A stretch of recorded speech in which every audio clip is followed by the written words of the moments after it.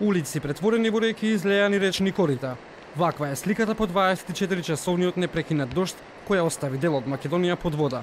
Градежните зафати кои изминативе неколку години се правеа во Вардар го изменија текот на реката, па при дождови водата се излева од коритото, а галиите засега го издржуваат притисокот од водата. Забележено е дека пред градбите, пред да постојат било какви градби во реката во последниве десетина години, немаше никаков проблем за протекување на протеци од околу 150, 200, 250 па и 300 метри кубни во секунда, меѓутоа сега е забележено дека и при помали води, односно при помали протекување, да се јавува проблем изразито поради стеснувањето во делот каде што се планира да се гради тркалото. Од Центарот за управување со кризи информираат дека примени се повеќе повици од граѓани од Тетово и село Мала Речица за поплавени подрумски простори и магацини. Побарале брза интервенција за да се намали коритото на горниот тек на реката Вардар, каде излевањето е најизразено.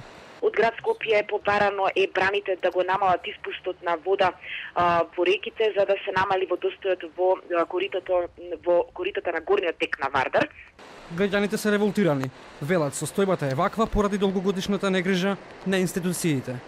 Голема одговорност има и поранешната влада за еколошкиот напад во самиот строг центар со поставување на трите гали и тие во секој случај треба да се тргнат од тука затоа што тој метал не ни треба. Бањање имаше народ дури спиева, лежеа ноќе тука, беше чисто, беше убаво.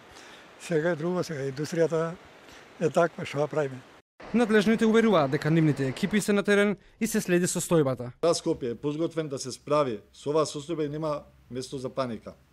Екипите се на терен и се следи ситуацијата и се преземаат мерки да се спречи понатамошното излевање на реката Вардар. Од управата за хидрометеоролошки работи алармираат дека дожд се очекува и за викендот.